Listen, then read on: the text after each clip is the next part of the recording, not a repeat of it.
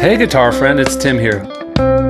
So I don't think I have to convince you that the major scale is super important.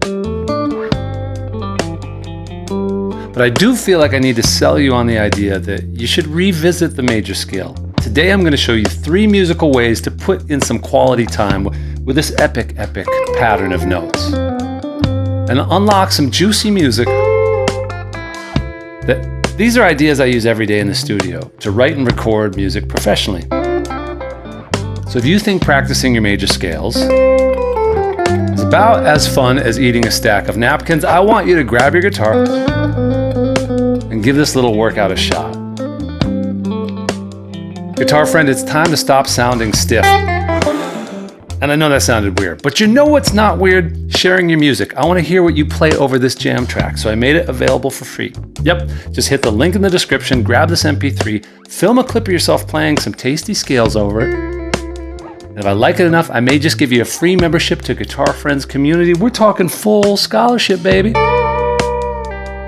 So the first thing I want you to do, guitar friend, is to not play. I know, we need to rest. We need to rest on the root.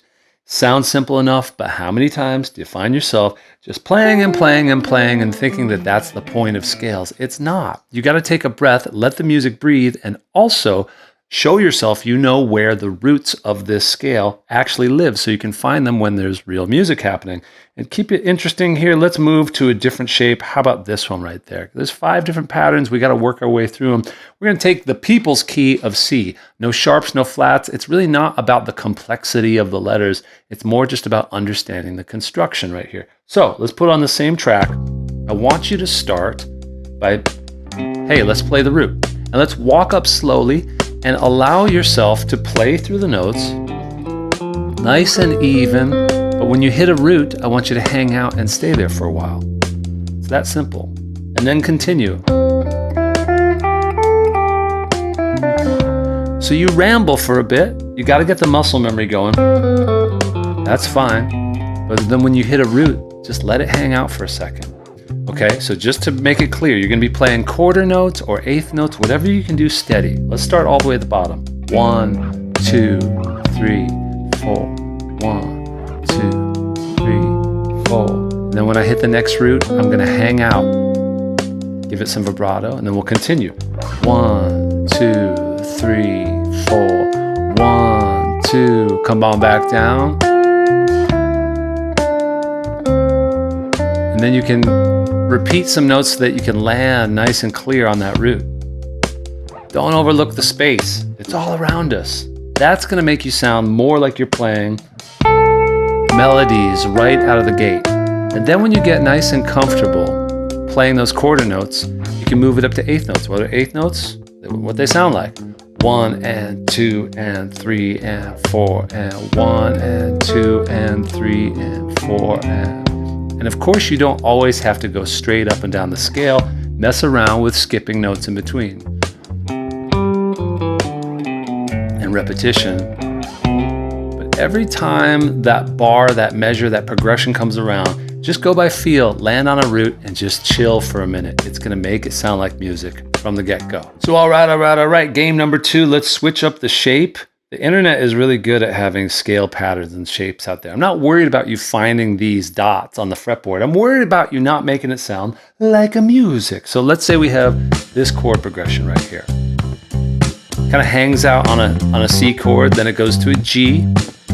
It's going to go to an A minor. Let's go over here. And then just down to an F, right? So we got C, C, G, A minor, and then down to an F.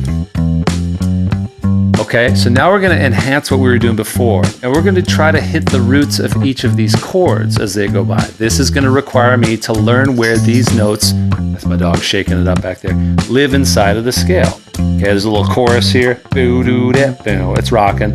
And for this part, just play the chords, just play the triads. But when this goes back into the main progression, I'm going to be looking for these C's to start with.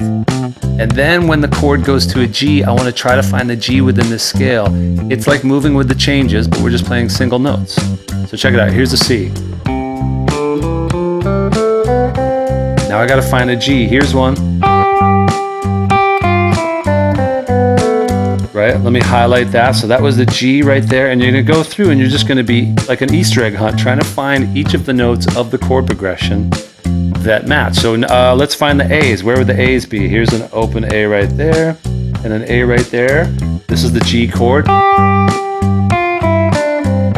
Here comes the A.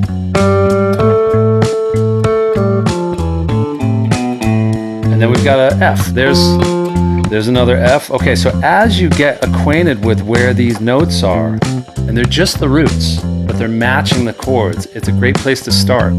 Sometimes we think that when we want to play along with the chord changes, we got to suddenly become a virtuoso. You can start by targeting just the actual roots of the chord changes. So watch, when it comes around again this time, I'll just talk through this and tell you what I'm aiming at. C. Play little lines, hit another C. Now I need a G. Now I need an A.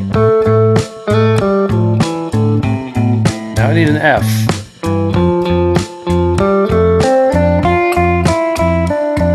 Okay, and let's just add one idea to this. As you get comfortable finding the roots, you're going to then want to move on to being able to target other important tones. So the roots, the C's, are circled there in blue. What I'm highlighting right there, those are E notes, and those are the major third of the C. Right? So the C is built up of a C, an E, and a G. Those are the notes that make up the C chord. Those are all really good candidates to land on. I'll use the sort of mustard, or maybe this is baby puke, I don't know, for the G. And so I've just highlighted the notes that are in a C major chord, right? And obviously some of those notes overlap with the other chords, but my awareness of where the important notes are, or the stable sort of sounding chord tones are, is going to sound really intentional. So watch this. Just on the C chord, I'm going to aim at these notes.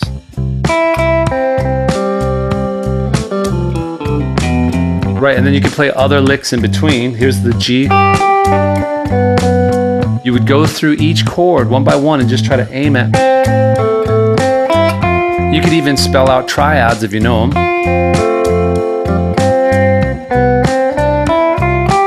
And again, space is your friend. Let it breathe. I got great videos on triads too, by the way. Check them out. Okay, the third game for practicing the major scale in a way that sounds like real music is absolutely my favorite. But before we get to that, I want to tell you that we just wrapped up an awesome week of workouts in my community on this exact topic. We went live together every weeknight. My members just jammed along with me and asked questions. They hit light bulbs like, and like.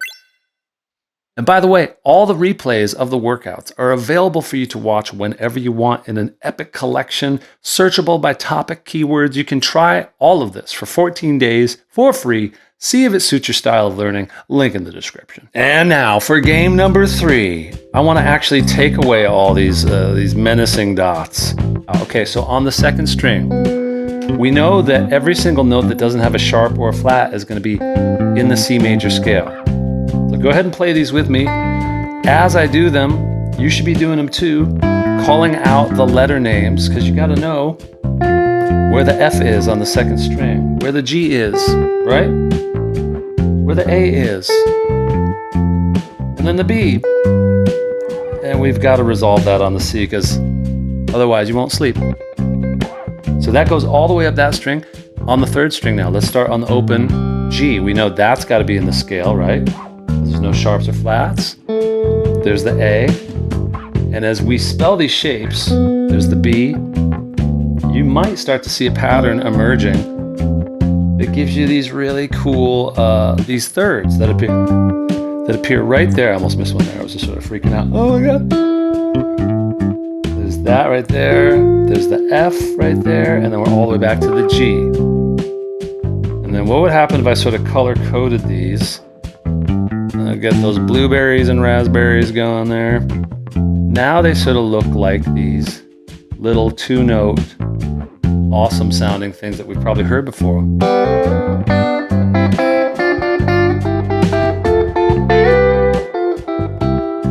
Isn't that fun? Because now we've named the notes on the second string, on the third string. That's stuff that we needed to learn anyway. And now we have this sort of like superhighway of really tasteful melodic lines that we don't have to move with the chords, but we certainly can, because again, it's good to recognize where are the roots. There's a C right there. So if I wanted to spell a melody just on a single string and then harmonize it, this will tell me where to put my fingers. Guitar Friend, it's been a lot of fun. Hey, if you want to see a video that I made all about, what did I make it about? Oh, fills, you gotta work on your fills. Fix them. Go watch that video now, you'll like it.